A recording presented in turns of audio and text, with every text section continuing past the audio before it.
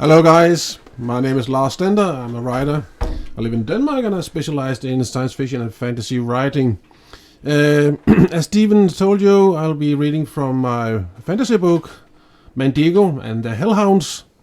And it'll be chapter 1 I'll be reading tonight. Of course, I don't know if anybody out there is in the daytime, so I'll try to avoid the Greenwich Mean Time and everything. So just hang on, guys, and hopefully you'll have a good time. Right, chapter 1 in Mandigo and the Hellhounds. What are you sitting there for, Mandigo? Mandigo looked up and realized that the old woman, Greta, was standing before him and looking down at him in wonderment. The next moment she caught sight of the baby and her eyes opened wide in even greater amazement. There was a wolf, Mandigo began as he looked confusedly around him. There was no trace of the huge wolf nor the other animals that had surrounded him and the baby. A wolf? Greta asked with a puzzled expression as she looked from Mandigo to the baby and then back again. Mandigo nodded stupidly. He understood absolutely nothing. He felt terribly tired and his head felt strangely heavy and cold. The baby in his arm whimpered by his side. He had forgotten all about it. He looked down at it with an empty stare as though he had no idea where it was or what it was looking at. Greta knelt down and put her arms around him.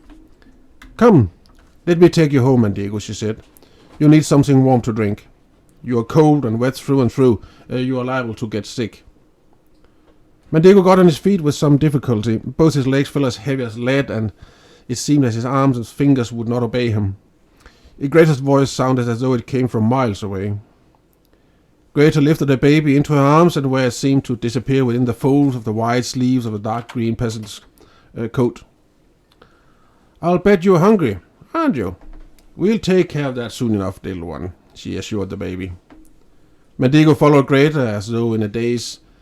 She took his hand in hers and led the way as she, with amazing strength, carried the baby in her other arm. It was amazing because Greta was an aging woman with long white hair, but the weight of the baby in his swaddling clothes did not seem to be too much for her at all.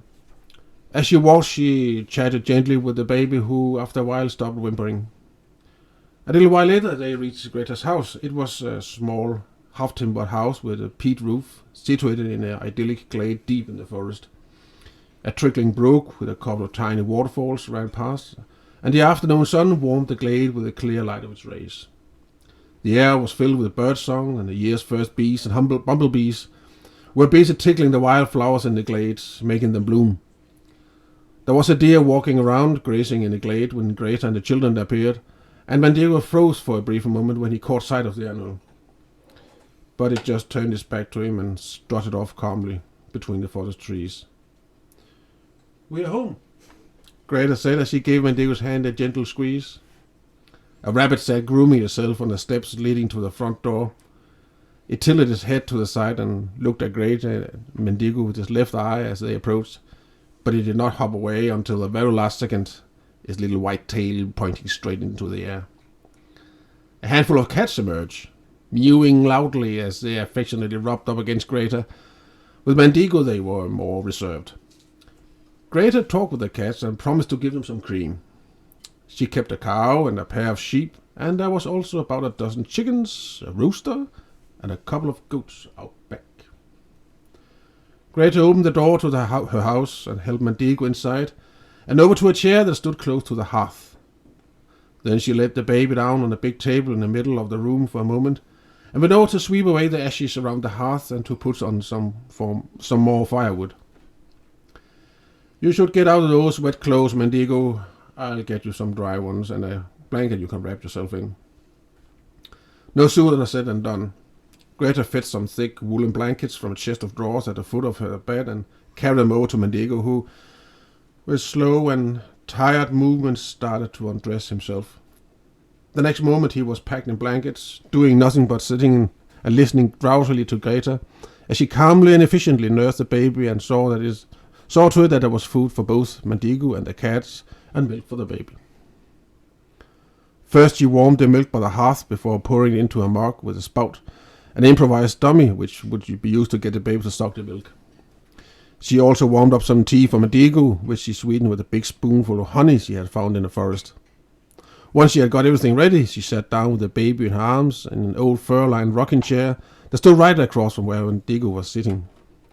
She slowly started to rock back and forth in the rocking chair as she sang an old song in a very low voice. Both the song, the warmth from the fire, the blankets, the food and the tea that had been given him, not to mention Greta's own rocking movements, all made Mandigo's eyes grow heavy. Soon they were shut, and he was fast asleep. End of chapter 1.